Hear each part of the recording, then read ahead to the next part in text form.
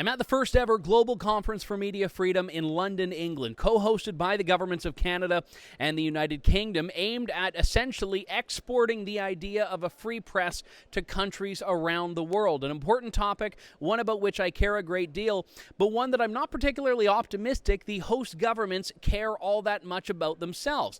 They care about talking about it, but their actions don't match the words.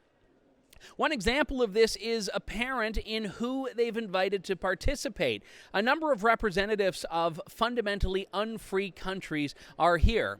The Pakistani foreign minister, for example, is a special guest in the proceedings of this conference. But there was one speaker in particular that piqued my interest. He was honored on stage at the beginning of the second day of the conference by British Foreign Minister Jeremy Hunt. He is the Malaysian Minister for Communications and Multimedia. There he is there. Now, Minister Singh Deo spoke very effectively about how he cares about a free press and free speech, and he wants to combat fake news. That's his words, not mine. But when you look into this particular minister, his track record is the exact opposite of standing up for free speech. For example, last September, there was a British publisher, a London-based publisher of the popular website Malaysia Today, that made a comment about a police chief in Malaysia, a Sikh man who wears a turban. And he said the comment may have been in poor taste, that the turban may have been on too tight. It was restricting blood flow. Now, this may not be a comment you agree with or stand by, but it's the type of comment that free speech allows, even if it's disagreeable or offensive. Well, what this particular minister did in response was say not only that it's unacceptable and shouldn't have a place in society, but that speech like that should be prosecuted even when the person who utters it doesn't live in Malaysia. This is what he said in a Facebook post. Minister Singh Deo argued for an extraterritorial law that would allow prosecution worldwide against those who run afoul of Malaysia's very strict and stringent speech reforms. In a later example, he spoke about wanting a law that would regulate social media companies and even regulate the comments on news outlets, holding media companies accountable if someone writes what he called an inflammatory comment on a news story that's publicly accessible, prosecuting news websites for allowing users to comment on them.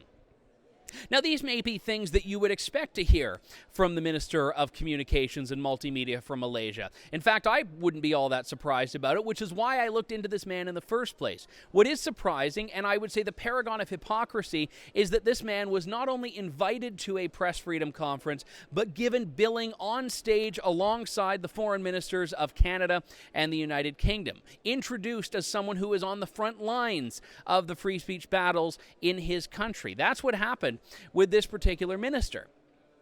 Now, I asked Minister Freeland about this in a press scrum, and her response was that this isn't about perfection. You can look at her answer for yourself.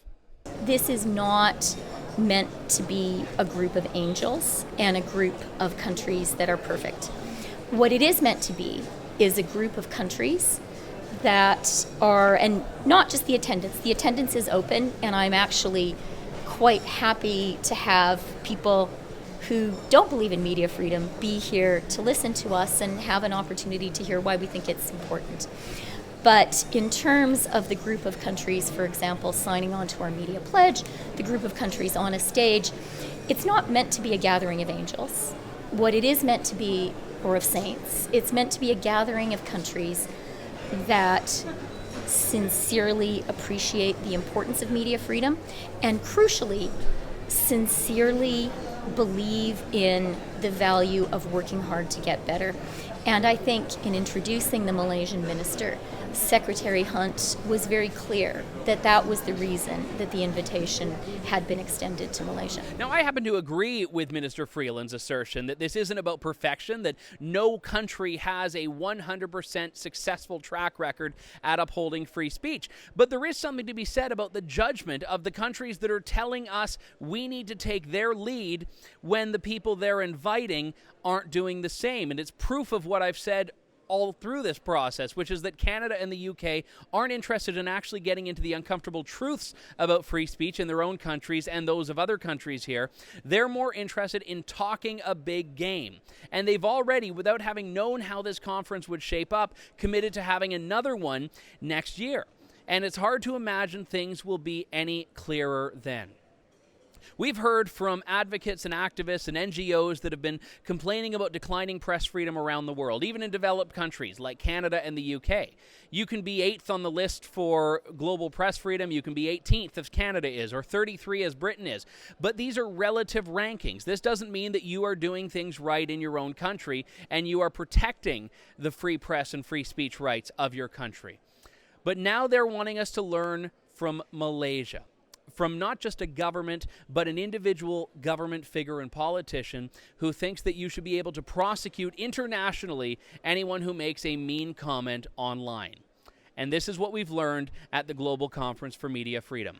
For True North from London, I'm Andrew Lawton.